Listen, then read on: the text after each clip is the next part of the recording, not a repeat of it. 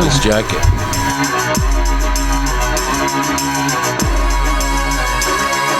This is the Blairing Out with Eric Blair show, and today we're coming to you from Rasta Cowboy Records in Old Town Tustin, California, with the man, the myth, the legend, Richie Ramone. How's it going, Richie? Real good, real good. Thanks, Eric, for having me down. How tough was it for you to write your new book, I Know Better Now, My Life Before, During, and After the Ramones? My life story on Backbeat Books. We've been writing it the past year, and that comes out in the fall. And I'm really excited about that. People are going to know a lot about me, and that they really don't know. But it was hard to do because it's like you're so bare when you start telling your story. It's like running down the street naked, because you if you're going to tell a story, you better tell the story and not hold back, so it was tough to do. The pros and cons of social media. Well, the pros are it's great for musicians and artists and people to get their work out there and to talk and chat. The cons are you can't get away from it, and everybody has a phone now, and whatever you say, you got to be really careful that you're not being recorded or anything like that. That's the part I don't like. There's somebody watching you all the time. How do you know who your real friends are at this point in your life? Oh, I can tell. I can weed out the phony people, pretty quickly. That's why I probably count them on my fingers, my close friends. And most of them are from the East Coast. So, I do have some friends. How can you tell? You just know, in the way they talk to you and the way they ask you. And, I consider a close friend who will jump in front of a bullet. That's a close friend, What is the most unselfish thing you've ever done for someone? A lot of times when I'm in New Jersey, when I'm seeing my sister, she works, with disabled kids and stuff. So I always go to her work and talk to the kids and everything. They get a big hoot out of a Ramone, and whenever I could do stuff like that, I'm big with animal rights and shelters, or I've spoken at City Hall about adoption, so whatever I could give back, I'll try to give back. Do you like the direction the world's going in today? Well, not right now, of course not. Okay. We got that, crazy guy, and I don't know what's going to happen. I just feel bad for people having children right now. I don't know what it's going to be in 25 years, what kind of life they're going to have. I just don't know where it's going to go right now. I think the technology is getting so out of hand now that it's getting, I don't know. Maybe I sound old, but it's getting crazy. I just hope everything works out fine for everybody. And the planet, with all that the planet survives. If you could fix one injustice in the world, what would it be? America should have free health insurance, just like England has in a lot of other places. I think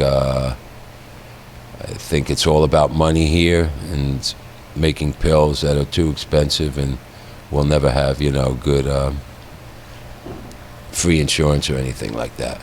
You should take care of the people. If you could collaborate with any legendary musician, living or dead, who would it be and why? Probably Snoop.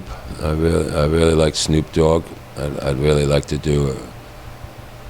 play some drums on a rap album with him. He's like a god. That guy is so cool. One of the best out there. That's what I listen to. What is your greatest extravagance? Cashmere socks. Do you think fame is fleeting? And if so, what really matters at the end of the day? What matters at the end of the day is that you're a good person. And if you're playing punk rock, you need to, be true to punk rock. Be real, be yourself, speak your mind. I mean, just don't be a phony, Everybody just has to, be true, be real. That's all I try to do every day, is just try to be real and not piss too many people off. How would you define the word love? It's an emotion, whether, it's a person or a pet or playing the drums. What do you love most about connecting with your fans? I love talking to them, when I play live. I come right out after the show, go to the merch table, and they go crazy because, people usually leave out the back door. I don't do that. I want to go out there, talk,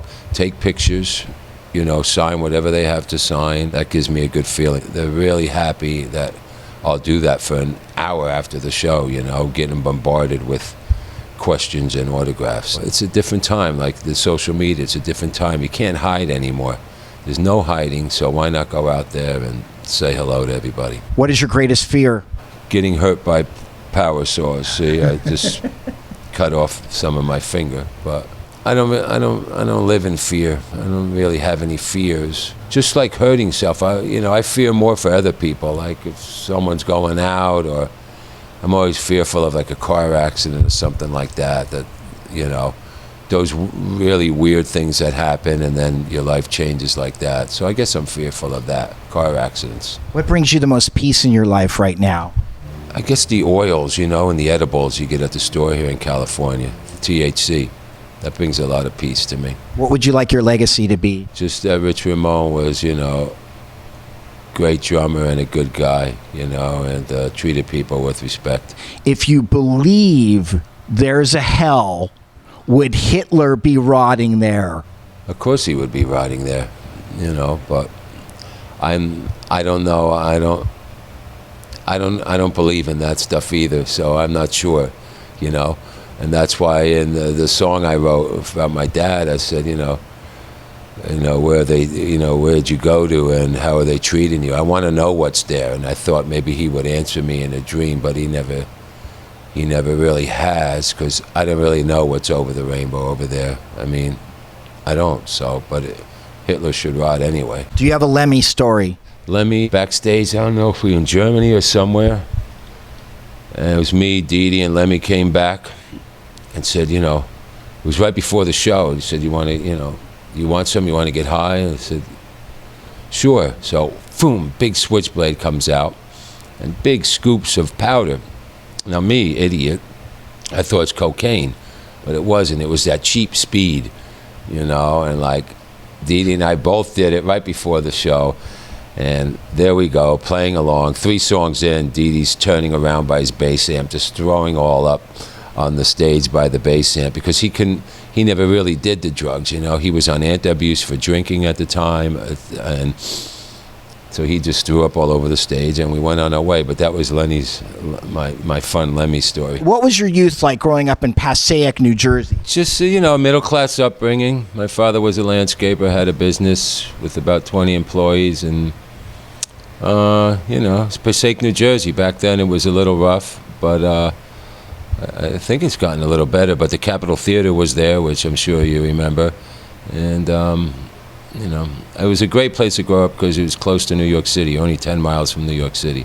The greatest city in the world, by the way. Were you a hero in high school? No, I was a troublemaker in high school. Really? Yeah, I was a hero like in all the band stuff, marching band and concert band, and I won all kinds of awards for music, but the rest was, kind of scary. Have to go to detention? Yeah, everybody. I mean, you've went to detention, I'm sure. I mean, everybody goes to detention, but I was so close to the music teachers that they kind of saved me, because I was like the star in the high school at the time, so I always had backup to, when I did something wrong. So it was cool. What was your first concert? It was actually Elton John and the Allman Brothers at Madison Square Garden. And I always remember that concert. I was really young, but maybe 11. Because my brother was 5 years older than me. But I remember when the lights went down, I smelled that burning rope weed for the first time. Who influenced your drumming style? Buddy Rich and John Bonham. If you put both of those guys together, man, you could be anything you want to be. How did dating singer Annie Golden of the Shirts and meeting Ramones roadie Little Matt lead to you joining the Ramones? I guess I met Annie after I was in the Ramones. But it wasn't, I'd have to go back. I wasn't sure of that question. Little Matt was a friend of mine, but it was another roadie, Larry Check. Larry was the Ramones roadie at the time, who was, working for Marky. And in late '82, the Ramones, were talking about changing the drummers, and they at that time they wanted to get Elvis. They were going to call Clem Burke. And Larry said, no, Clem can't do it. Now, this is '82, and he said, I know this guy in this band, Velveteen. You got to check him out. And that's how it really happened. And he gave Monty my number, and I went down there. And I think I started dating Annie just afterwards, you know. So that's kind of how it happened. Just an audition. I didn't know them personally. 2 or 3 auditions, and it changed my life forever. So it's pretty cool. How would you describe your initial observations of the Ramones world when you joined for the Subterranean Jungle Tour? I mean, Joey was so nice and just took me under his wing, you know, so it was very smooth. I really wasn't nervous. I was like 25 years old. I was still kind of a cocky kid, you know, and I knew what I was doing. I was prepared for the auditions, and I knew I was good. So, you know, I carried that with me. So I really don't get scared of any of that stuff. But the observation was just like really, really interesting, because I really knew nothing about them when I went in there. So I didn't know about John and Joey, or I didn't know about Dee Dee or anything like that. So it was the auditions were real smooth. Your contract to be in the Ramones. Well, I made sure that my attorneys drew up a contract. You know, the main thing I wanted with them was make sure I got proper percentages for the 3 albums I made. So we signed a 3-album record deal, which escalated for each album. There was really no joining the band contract, you know. They paid me like, you know, $375 a week, plus per diems on the road, and that was it. And then I got percentages off the money we made for the records, which was huge, because, you know, we were getting, you know, at that time Sire was paying us $150,000 per album, and we'd record the whole record for $10,000, $15,000 and pocket the rest. Nice. So that was where I made the money, not really on my salary or nothing. But I wanted to be there. It was important to be there, and it, you know, after being in bands and now having your first national act, walking around the East Village in New York with $100 bills in your pocket, it felt good, you know. The highlights of the Subterranean Jungle Tour. Well, the biggest highlight of that tour was, you know, when the truck got stolen at the Holiday Inn on the corner of Highland and Vine. That used to be an old Holiday Inn there with the spinning restaurant. The truck was stolen from there, but that was on my first tour with my classic Ringo Starr drums, which is sad. But just to be on tour, there I was, like, not having to carry my drums, not having to think, having a tour manager knock on your door when it's time to go, you know, just totally, like, taken care of 100%. That's a special feeling after, you know, being in small bands and doing it all yourself, playing the, you know, sold out crowds every single night. It was just a gas, you know. Were there any other rock stars that you played with that you ended up rubbing shoulders with or getting to know? Yeah, I didn't get to know many people because I'm kind of quiet and shy with strangers. You know, I'd see everybody roll backstage, and I really didn't talk that much. I should have, and it probably would have helped, because, you know, they take that as being like stuck up, you know, when you're quiet. But I'm not like, you know, I'm not an LA guy. I'm not this outgoing musician who jibber jabbers and come here and we'll jam and we'll party. I've always felt like a misfit around, you know, the LA musicians, because it's a totally different thing than like New York. You know, New York, we do our work and it seems more sincere. Here it's a little more, I don't know, just different. I never really felt, you know, like I fit in here when I moved here back in, you know, 88. What was Tommy Ramone's approach to producing Too Tough to Die in 1984, rehearsing and getting the song arrangements down? Rehearsing, we just did as a band together. We'd go to Gary Kerfoot's with our tapes, our cassette tapes, and we play them all our songs that everybody wrote. And we picked the album, 12, 13, 14 songs, whatever it was. Who is the song Smash You about? That's just a generic song. It's not really about a particular person. That's just, you know, fighting with your girlfriend. I guess I fought a lot with girls or whatever, but that's another one where, you know, you're always fighting and you don't like their friends and you just want to smash them in the head, you know. It's kind of just, you know, funny thing. You know, Johnny wouldn't want me to have like 2 songs. He would only take one of mine because I'd get all the writing credit money. So he didn't like that, you know, until the 3rd album I got 2 songs on. Tommy didn't really come to rehearsals. We just rehearsed. We went in there. And Tommy just did his thing along with Ed Stasium, you know. And I never forget, he always said, you know, this is my first record making with them. And I asked him, you know, is there anything else I should be doing? And he always said, you know, no, you're doing great. Just keep up what you're doing. So they really, he didn't really give me any guidance. And we made that great record, which kind of brought the Ramones back, because they were getting kind of sleepy, But 82, 81, some of those, those last two records, they weren't that great. They needed to get back to the roots, and that's kind of what I helped do, with that record. Joey said that you saved the Ramones. So what do you say about that? What do you say? That came from Joey Ramone, man. It's still a crazy thing to have him say that about me. But it was, I was, the new drummer. Anytime you change a drummer, you change the sound of the band. I brought in a more powerful, more like, speedcore was going on at that time. So I was just more like a solid drummer rather than a looser drummer like the great Charlie Watts or like Tommy was, I was just more like held down that beat and everybody followed along with me. So Joey, Joey's quote, he pushed me to write songs, he pushed me to sing more. He understood, what I could do, and just didn't put me behind the drum kit and say, oh, you stay back there and, be quiet and just do your thing. He kept moving me to the front, That was a great thing about a lead singer. Not many of them do that, They want to take the whole show, so it was cool. Did the fact that Joey was in the hospital with foot problems at that time affect the rehearsals at all? Yeah, well, he wouldn't come to the rehearsals, which I guess he really didn't have to. He kind of knew, what to sing, I mean, he had the words and the melodies. So, yeah, but he had that foot problem the whole tenure I was in the band, He wore like 2 pairs of socks, and it would always like bleed a little bit. It was really strange, and he'd have to go to the hospital on and off all the time, and I guess years and years later it finally caught up to him. Sad. Highlights from your Too Tough to Die tour. One of my favorite stories was wintertime, and we got pulled over on the New Jersey Turnpike leaving a show in the van, right? We were smoking everything and got pulled over. They made everybody get out. And, it's kind of cool, the police really like the Ramones. I don't know, they're fans of the Ramones all over the U.S. But they made us get out, line up in front of the car with the lights on the hood, and empty everybody's pockets. So we took out everything from them and put it on the hood. But Joey had one of these long winter Parkers with these big, deep pockets.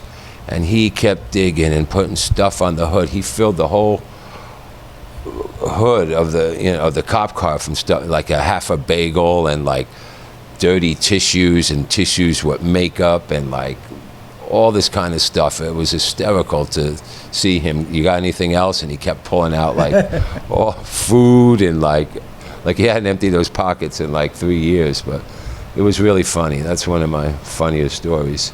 But touring is touring just like any other band, and we had a lot of fun and a lot of crazy antics. Did you see the rift over Johnny stealing Linda away from Joey affecting the interpersonal relationships in the Ramones? No, I didn't. Gosh, I was just on a cloud. I didn't pay attention to any of that stuff, and I didn't really see it as much as it's described. Like people talk about, they didn't talk and they had to go through Monty. I never really saw that. I didn't see them really like hug or, really close friends, and I never really asked questions about it either, But I assume maybe it got worse in the later years, in the 90s. Maybe it even got worse, but. I never really talked about it with Joey or anything, just, and John, you never saw John. He was extremely private, like he'd get a different floor in the hotels, and you only saw him touring or at rehearsal. Never did you go for a cup of coffee, or never did you go for dinner as a friend. None of that. You only saw him when we were a band. That's the only time I ever saw him. I didn't even have his phone number, You just dealt with Monty, so. As opposed to the relationship I had with Dee Dee and Joey, totally different. Dee Dee would come over, we'd hang out, and that type of stuff. But I didn't really see that bickering going on.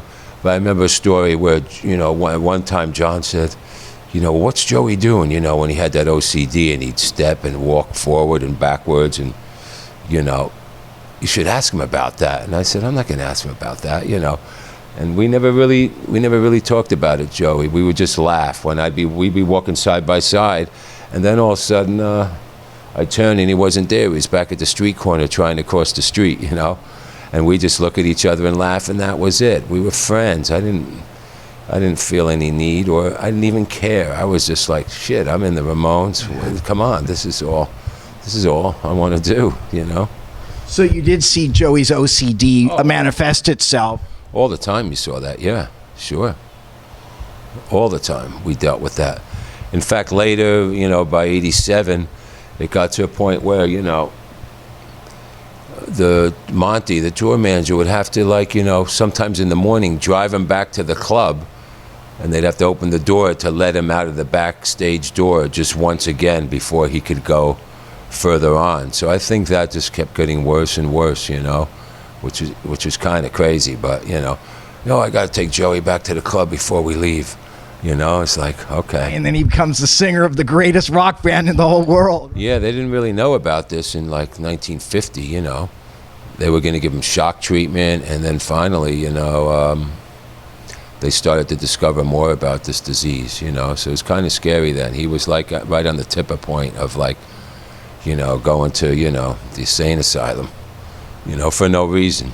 And there he was, you know, look what he became. So describe Johnny Ramone's personality and mindset during your time in the band. Listen, the band would have broke up, you know, after 5 years if it weren't for John. He was, you know, he was the leader. He took the reins. Dee Dee half out of his mind, Joey, you know, this was a tough group, 4 different personalities, but John, you know, he watched everything, you know, watched the books, did everything, you know, as a business owner. And he kind of kept it together, you know, and all his, like, you know, however he acted or, you know, was sort of tough. It was just an exterior thing, you know, but he kept the band going. That's what we owe to him. You were never intimidated by him? No. Come on, I'm not intimidated. I was bigger than him. In fact, there was one time during the making of I Know Better Now, we were in rehearsal, and it had like this doom, doom, this drum intro. And I'd play the drum, boom, boom, boom, and then it'd go into the song, and he could never figure it out. He'd always be late. Well, we don't have to do that. This isn't a drum record. And I got in his face at that one time, and everybody was like, whoa. They were all talking on the phone last night. Boy, Richie got back at John. Did you see that? You know, he told him off, and, you know, but it was nothing. It didn't lead to anything, but you didn't have to be afraid, you know. I mean, he was just doing his thing, and when you look back now, I understand that, you know, he was keeping it together. So he ran the show. How did you see him treating Joey and Dee Dee? He treated him fine. Like, I only saw him, you know, backstage or at rehearsal. He wasn't mean, or he wasn't like outgoing mean. He just had this demeanor about him. You know, he wasn't like, he didn't use like swear words much or anything like that. He didn't really. He just stood with his hands on his hips and was very impatient. And, you know, like, we'd book 3 hours for rehearsal. We'd be in there for 25 minutes and go home, you know, like, or making videos, you know. He hated that. He hated standing around. I never saw any meanness or yelling or anything like that.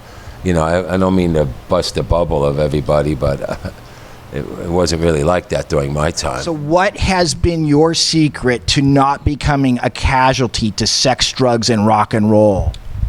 Moderation. Moderation, I think, is the key. I enjoy doing everything, but I don't have that gene that makes me go over the top. I don't know what it is. I know when it's pretty much time to stop, or I always go out with friends too, so, you know, I'll never like go out alone so then a friend could tell me to stop. But, you know, like John Bonham, he died, he was by himself and drowned. You know, you never want to be by yourself, so I always, you know, try to be out with somebody. But you got to take care of yourself, and you got to just be moderation. I never was hooked on heroin or any of that stuff, you know. I never shot up really, but everything else I tried. But you know, and some people just can't control themselves, whether it's drinking, whether they have that gene, they can drink till they drop, you know. That really wasn't me. Describe the personality traits you loved most about your friend Joey Ramone. Warm, giving. He was, you know, just a stand-up guy. To me, he really didn't have any faults. I mean, he, you know, for almost 4 years and 10 months I was in that band. We hung together every day, so Whatever it was, him and I really clicked. He was great. What are your memories of shooting Too Tough to Die album cover with photographer George Dubois in a tunnel near Central Park? I remember being there, smoking joints. We kept moving around positions, in the lineup. Now, this was my first record, so the photo they chose was the one where you couldn't see me. It's just a likeness.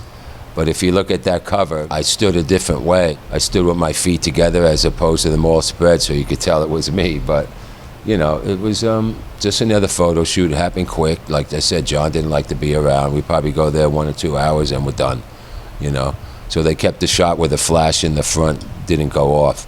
So it's just a silhouette from the back. It's pretty cool. It's classic. What was the mood in the studio with producer, former Plasmatics bassist John Bouvard during the recording of the Animal Boy record? John was easy to get along with. You got to remember the studio. When I made these records, I was there a day and a half. That's it.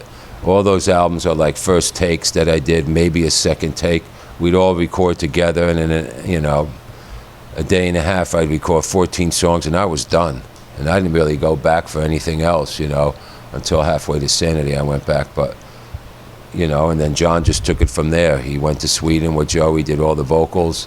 I remember I wanted to go to Sweden because they were doing Somebody Put Something in My Drink, and I wanted to be there to see the vocals happen and all that, but that really didn't happen. So they went to Sweden, mixed, did the vocals, and brought it home, and that was it. So I really had no involvement on those first 2 records. I was in the studio a day and a half both days. That was it. Fast. But, I wasn't doing anything else there, I didn't really do any backup vocals or any of that stuff, so what was the difference? Is it true that you came up with the lyrics to Somebody Put Something in My Drink while dating Frankie Valli's daughter? No, That's I don't know not where true. that, no, I don't You know never where that dated came. Frankie Valli's daughter? Yes, I did. Her name was Francine. I guess he had 3 daughters and 2 of them died? Yes, that was really tragic. One, she went in a coma on my birthday, and she died 5 days later, Francine.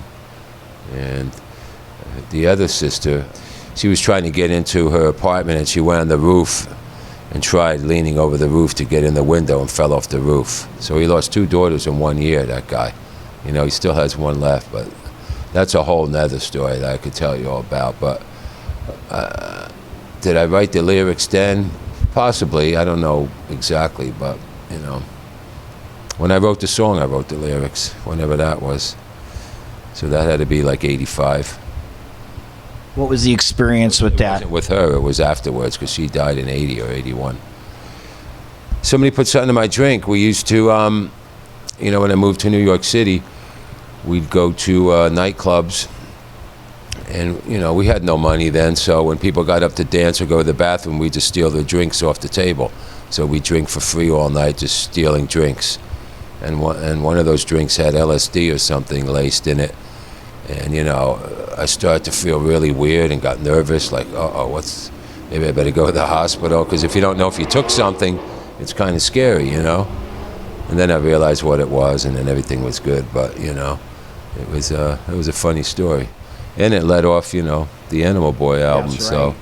First song. pretty cool. Walk us through the making of the music video for Something to Believe In, a parody of the Live Aid and Hands Across America benefit concerts that were big in the 80s. Yeah, that was one of my favorite videos. I don't know if we did it at Media Sound, some recording studio, having a lot of different celebrities there and lookalikes. It was a lot of fun. I thought that was a really ingenious video that we did at the time. We spent some money on that, which we never really liked to spend money, so that was like a big production for us. Did you get to know any of the people that kind of hung out with the Ramones, as far as Debbie Harry or Chris Stein or any of those people? Yeah, I mean, I've met them, but I never really went to dinner or hung out, or I don't have their cell phone numbers now and can call them up. I kind of, did my own thing. What were the pros and cons of working with producer Daniel Ray on the Halfway to Sanity album? Daniel was good. He did some good stuff. He was in some local band. He was cheap, Maybe he came in and produced the whole record for a couple $1,000s. So there I was a day and a half just making my recording and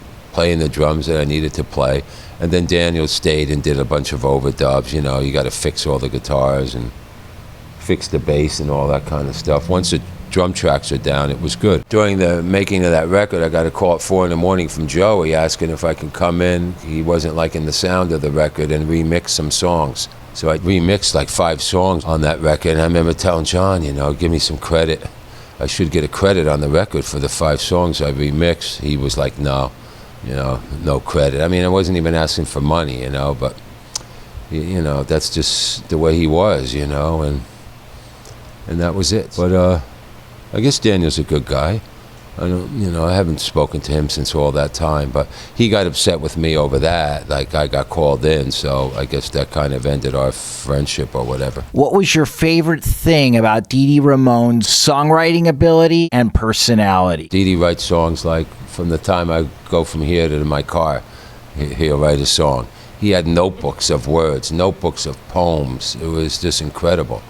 He had this thing, so he could write and do stuff. And my favorite thing was how he could smoke pot when he took a shower. He loved to take showers. Like, he'd take like 3 showers a day. So he had the bowl hung on the outside of the shower curtain, and the tube came inside. So he was able to stick his hand out and smoke while he was in the shower. I mean, it was incredible, But, during my whole time, he never did dope or anything like that. He was just a weed smoker. I don't know what happened later, how that overdose came about, but Dee Dee was the main songwriter. Even after he left the band, he still wrote songs for them. If he didn't, I don't know, who would have wrote the songs, all that stuff. Dee Dee was their main songwriter, main poet. So he wrote a lot of songs on all the records, really. You have 2 song compositions on Halfway to Sanity. What inspired the lyrics, first of all, to I Know Better Now? That's about, growing up, as a kid and getting older, and maybe things you heard or things your parents told you, maybe you didn't believe at the time, but as as a young kid, but then you start to experiencing that maybe they were right, so you know better now. I'm not Jesus. That's about my Catholic upbringing as a child. I kind of related to, when I got in the band and you became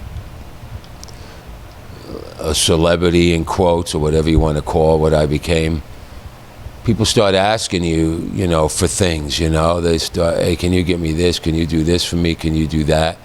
And, I would always say, I'm not Jesus, I can't heal you, because it starts to get pretty annoying and people start to get pretty bold, like, well, take my CD to this, or take this cassette, can you get me a deal, can you do that? It's like, come on, man. I would just get taken back by all the requests I was starting to get from people, and some people who I really didn't even know, So that's kind of what it's about. So you tour on the Halfway to Sanity album, but not the whole tour, and then you exit the band. I just wanted a little bit of that T-shirt money. Joey, me, hung out, and like Dee Dee, hanging out in the Holiday Inns. We always stayed in Holiday Inns. And after 4 years in the band, I was like, you're using my image, you're using my name. Maybe, just give me a little taste of the T-shirt money. Because, there was millions of dollars in that T-shirt money, I mean, back then, it was crazy. And they would always agree, but, when they went to John would steer them down. They backed down to John, They didn't have a strong enough backbone to stand up to him. But when it really got aggravating was when we're touring Europe or we're out of the country, right? And you get in the big bus, and Arturo, the T-shirt lighting guy, comes in, and he's got, big envelopes. And here you go, Joey, here you go, John, Dee Dee. And, okay, Monty, you got to go to the bank. So they go to the bank to cash them in the greenbacks. And me, I got to sit in the van. Every morning they did that. And it was frustrating because, it was more of a hurt. Like, I wanted to be part of the band. I wanted to go in there and cash my envelope, even if it was a little tiny one, something, so I could walk in with them and get my couple bucks rather than being the schmuck or the guy who just sits in the van. It didn't feel right to me. I felt like, well, am I part of this band? Am I not? And I didn't expect the world or nothing. Remember, these guys, 75, 76, they created this whole thing. I know I'm not entitled to any of that, but I felt, it was time to, cut me in a little bit. You get $1, give me 10 cents, 20 cents, whatever. You don't have to give me anywhere near a half share or a full share. So that's kind of what happened. Also, that was the last record that we had that big deal from Sire. So we lost the record label. We ended up going in Gary Kerfoot's label, so I'm sure there was no more big advances, which would have been another thing because I wouldn't have got that money back to make up for the measly $375 a week I was making. So there was a few things, and John and I were kind of battling a little. But, I told this to people, what I should have did was, you think they're your friends in the bands. Just like when I joined, I got a lawyer to make my record contracts. I should have just had the lawyer call their management and say, Richie, we need to work in a T-shirt deal for Richie. And if I did it that way, I probably would have lasted till 96 to their last gig. None of this would have happened, because I thought I could just talk to them and save myself $400 an hour for the lawyer. But it didn't work out, and it became a nightmare. And the next day after I quit, they went knocking on the door and give me this and this. But I heard through a friend that Johnny was mad, and, if I played that night and the next night, he was going to fire me the next night anyway. Now, that's a rumor, and that's what convinced me I'm not coming back. You believe that?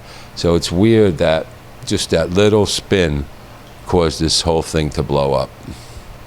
So, and I don't regret it. I think, everybody has a path in life, and that's just what happened. So how did you mentally and emotionally pick up the pieces of your life after that? I left New York City. I couldn't be there and hang out in the Village and go there anymore or do any of that. And that's when, about 5 months later, I moved to L.A. I figured out, just packed up, the wife and I, and came to Los Angeles. And I started playing in bands out here, but nothing really panned out. Like I said, I was kind of a misfit to this LA scene, and that was it. And then I just hung it up for a long time, just put my sticks on the shelf. And then you came back a little bit later with your West Side Story interpretation, your drum interpretation. Right, yeah, probably like 10 years or more later. The first thing I did was Mickey Lee, Joey's brother, asked me, why don't I come to the Joey Ramone birthday bash? They have this thing in New York City every May 19th since his passing. I just did like the 18th one. I think it's 18 years. Just came back from there. I was like, I don't know. He said, yeah, you should do it. You should come out and play. So I played that one, and then I was like, whoa. And then I played the next year, and then everything started flowing. I started to, because I was feeling like, what's the matter with me? I never felt right, and I think I had to perform again and write music and get back into this, in the creative process again, because, my head wasn't there, And that's how it kept snowballing. They said you should make a record, and that's what I did. So Mickey really got me back into it after the West Side Story thing. But during that, I always saw these things with Buddy Rich, and I always wanted to play with an orchestra and bring the drum kit up front. So I scored with another guy, West Side Story, into like a drum and solo thing. I just wanted to play some other kind of music. And that went over really well. I'd like to do some more of those in the future. Yeah, so. I heard you're going to, I guess it's your dream to do a James Bond theme. Yeah, I'd like to do that. I think do James Bond. If I do James Bond and do this piece, that'll be like a whole second half, like an evening with Richie Ramone. And that's like a whole new world because you meet governors and politicians. It's a whole different crowd. Totally, totally different, And there's no big rehearsals. You fly in, they fly your drum kit in. You do one rehearsal with the orchestra. You bring they get all the sheet music and all the violins, draw out exactly so they know which way to go up and down. One rehearsal and boom, and you play. Pretty easy stuff. What was the recording process like for the 2012 Joey Ramone solo album, It was hard because I kept looking around the room in the studio for him because his vocals, naturally were done. Ed Stasium took the tapes and really did a great job at remixing, and so rehearsing them, even at home, I had to listen to them and listen to them and listen to them. But we just, I got to just play my drum tracks over the drum machine. I did 4 or 5 songs in the studio. But it was hard. It brought back memories, and to hear Joey in the headphones over and over and over, it was kind of hard, But it worked out well. What did you love about doing shows with former Ramone bassist CJ? Finally got to meet him, and we made a lot of money, so I enjoy that. When CJ and I get together, it's a big draw because that's like 2 Ramones on the same stage now. And in fact, I really got to know him this past May 19th. We talked a lot more because I didn't really know him at all. He was in after I was gone. So we got to talking to each other, and it worked out well. We're going to go back in December, I think, do another 2 or 3 shows down there, because it's kind of exciting. See, my thing, I just don't want to play all Ramones songs. I don't want to be a Marky act where it's just your cover band playing Ramones songs. I mean, there was nothing like the Ramones. I don't care. I could play those songs with anybody in the world, and it's not going to be Joey singing them. It's just not the same. So I limit myself to live. Yeah, of course we play some songs in the set along with my material. So I never want to go down that road. I could do that and make a lot of money, playing festivals, playing all this stuff. But I don't know, I have a little bit of dignity left. And, and they say, oh, well, the kids who were too young never got to see the Ramones. Well, if I'm in a cover band playing the Ramones, that's still not the Ramones. So that's pointless. Put on the record then. And how does your new album, Cellophane, differ from 2013's Untitled? Well, I learned a lot as a solo artist. I think I became a better singer on that record. I became more melodic with my melodies and more sing-along. I think it keeps stepping up. The first record, I wanted to make it cross over to metal. That's why I had Tommy Bolin shredding on that record like crazy. But I didn't have the band yet. I made the record, then put a band together. So then after touring with the band I have now, I kind of knew what we could do live and what we could sound like, and that's how Cellophane came about, and I'm constantly learning. My goal is to, when I do a record, it's got to be a step up each time. If I'm going backwards, it's not good. What inspired the lyrics to the song, I Fixed This? It's funny, because I go to Sweden next week, but that's where it started. I was in Sweden, and the tour manager there, if I asked, you got a water, or can you get me a hamburger, he says, I fixed this. Anything I ask for, he says, I fixed this, as opposed to, I'll take care of it, or I'll get it for you. So I figured, I guess that's just his thing. And then I was in a store, and the girl behind the counter, I forget what I asked for, and she says, I'll fix this. So I was like, I almost fell to the ground, because I was like, wow, this is more than just Bjorn saying, this is like, what they say here in this particular town. I don't know where I was. And that, I said, I got to write that song, and then that's what I did. I wrote the song. Then the lyrics aren't exactly pertain to how it came about, because that's kind of boring. But the title and stuff was, kind of interesting. The energy is great. Pretty Poison. Pretty Poison. Now, that's a song that I introduced in the Ramones, probably in 1984 for one of those records. And I dug it up, and I changed some things in it. And the band was like, yeah, they love that. And I was like, really? It's kind of got that 80s sound to it. No, we like it. So it ended up on the record. But Pretty Poison is about dating models. And, I always went through that cycle of women. It's just too much for me. Well, if you see the lyrics, you understand. That's kind of about dating the beautiful women and what you got to do to manage the beautiful women. I mean, in my experience, I don't want to get like general or yeah, it's a handful, and I really wasn't prepared for that, even though I kept trying and and never worked for me. I'm Not Ready. Well, I'm Not Ready is a probably a suicidal song. As there have been times where after the Ramones, I think I've wanted to drive off Mulholland Drive 1 or 2 times in my car over the years. Back then, probably in the 90s, I just wasn't feeling it.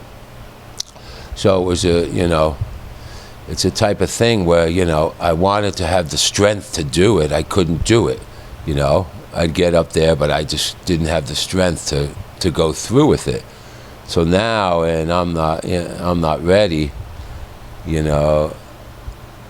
I'm speaking to the higher above there, because now I'm enjoying my life and everything, and I don't want to be taken now. When I asked you back then to take me, you didn't do it.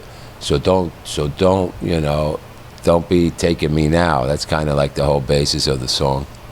You like that song? It's pretty good. That song. Yeah, it's really good. So that's what it's kind of about. Like, now I'm happy, so stay away. Don't be sending anybody in black hoods to come and get me now, or get me in a car accident, or give me some kind of death disease, because I'm happy and now I want to go on. You had your chance, so that's it. For those that are going to watch this interview, suicide's never the answer. Of course not. But, and like I said, I'm too strong. I wasn't able to go through that, and, And that was only a short period in my life. There was this one time where it was, I think we all get down the dumps sometimes, but no, we don't want to go through with that. There's no answer. And also, you got to think about it. I just kept thinking about my parents.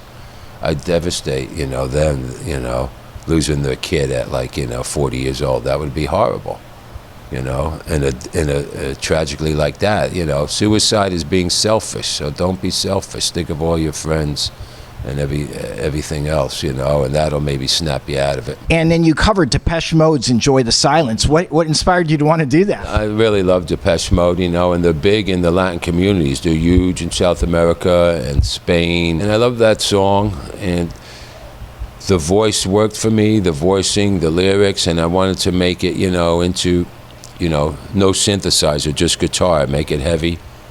And it worked. It just worked, The first time I did it, I put up a karaoke version. I was like, wow, I could do this pretty well.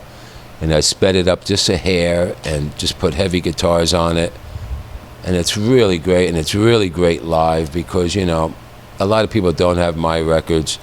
And, when you pull that one out, they're like, whoa, and everybody just, you could put your arms out and they all start singing it, and they enjoy it. So it was a real cool move. I'm always looking for good covers and something shocking, and I think that was shocking, but it really works well, It sounds good in the clubs and everything like that, so it's fun. So in 2012, the Ramones were awarded a Grammy Lifetime Achievement Award, during which you, along with the Ramones family, gave an acceptance speech. Yes. What kind of satisfaction did you derive from that moment? A lot of satisfaction, because I talked about Joey and everything. I didn't get one of the awards, CJ and I, we didn't get one. They gave one to Marky, and it was this big whoop-to-do.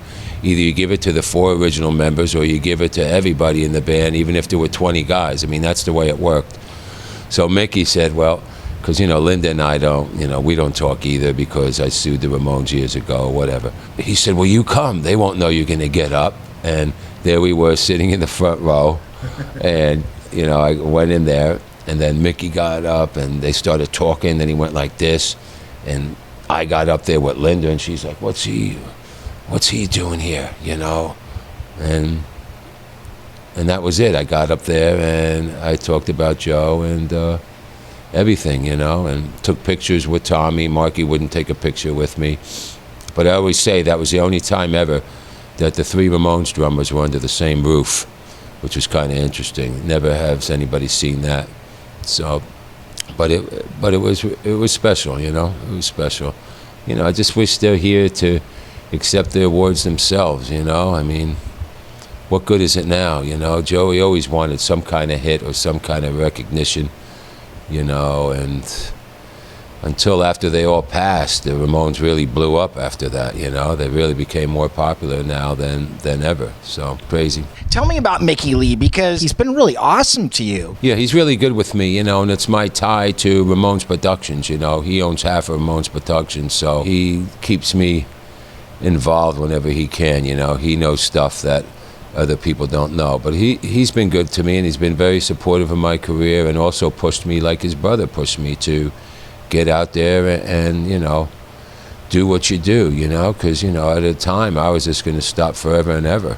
It's crazy, It's crazy to think that I'm doing this now, but because I always thought by 30 you were too old to do rock and roll, but that's not the case anymore, It's all changed, and there's nothing really cool and new like this that, is really happening or coming out. The music has changed so much now, but that's okay. I don't mind that. So I think they like to see us old fellas kick it around a little bit. Paul Roessler helped you produce and do vocals for your new album, Cellophane. Tell me about Paul. Paul's great, Paul, we get along. He's real easygoing. He understands what I'm trying to do. He knows I like to go fast too and not get long-winded on everything. And he's quick in the studio. He's Cellophane. I mixed at Paul's studio. We cut the tracks at Red Bull Studios in LA, and then went to Paul's to mix. I don't know, Paul's just great, and you get a keyboard guy if you need it at the same time, but he's, I love the vibe in Kitten Robot Studios. It's a great vibe. You feel very relaxed there, and that's the key to recording, making sure, there has to be an energy in the room. Plus he's got a U-47, a killer mic chain set up, you know, which is hard to find those microphones. And, you know, my voice sounds good with anything but a 7 on it. A 57, a 47. If there's a 7, that's when I go to the studios. I say, just have a 7. I want to use a mic with a 7. Fred Schneider and the Shake Society. How did that come about, and did you enjoy it? And tell me about your relationship with Fred. I didn't play drums on that. I co-wrote a song for the record with Ronnie Ardito, who's since passed. He was in the Shirts with Annie Golden. And they were looking, you know, Fred was doing his solo album. And, you know, we wrote a few songs, and he picked this one called Orbit. I think I played bongos or something on it, but I didn't play the drums. It's probably a drum machine anyway.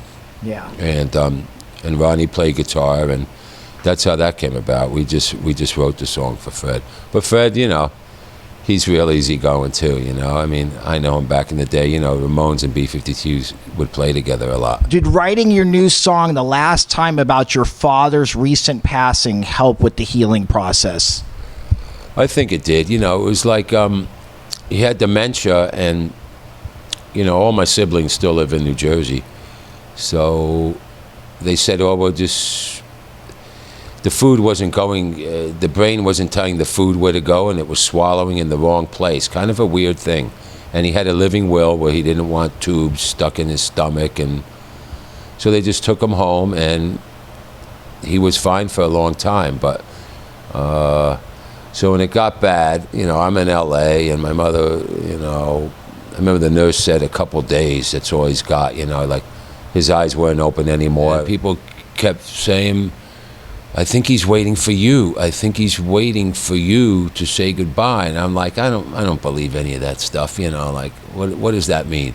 So finally on a Saturday, my mother said, you're going to have to come now, because, you know, like I said, his eyes were closed. He wasn't talking anymore at this point, just breathing with his mouth open. So I said, okay, I'll come. So I got on a plane.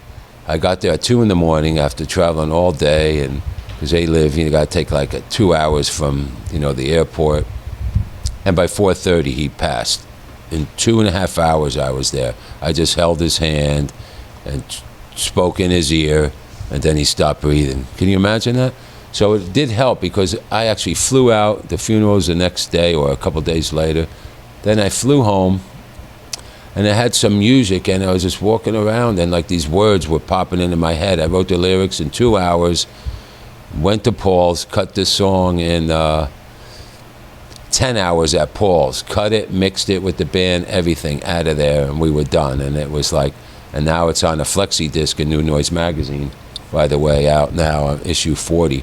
So, but it did help. It was, you know, it was a sad thing. It's a weird thing, because I've had plenty of people who lost parents, but you don't know what it's like till you lose one. It's kind of like a weird, not that we were like, you know, oh, so close, you know, we lived on different coasts, but until you go through it, the words like, oh, my sympathy and so sorry, they never really meant nothing but words. But now I know what people go through when this happens. So, and now my mom's still doing good. She's still kicking around, 88 years old. What did you enjoy about recently performing at the 2018 Joey Ramone Birthday Bash with Joey's brother Mickey Lee, CJ, commemorating the 40-year anniversary of Road to Ruin? You know, CJ, Mickey, and I played that whole album from top to bottom, and that was fun, you know. But the thing about the Bash is seeing friends from the 80s, seeing people that you haven't seen in a long time, or, you know,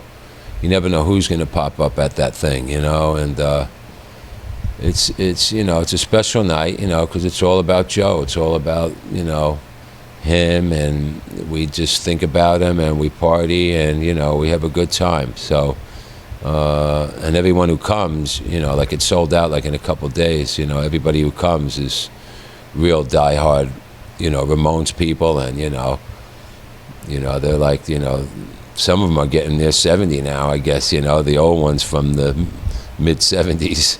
So, but it's a special night, and, you know, if I'm not on tour, I always want to go do that. What are your thoughts on you and CJ not being inducted with the Ramones at the 2002 Rock and Roll Hall of Fame ceremony? It's just a statue that, you know, sits on your shelf and collects dust.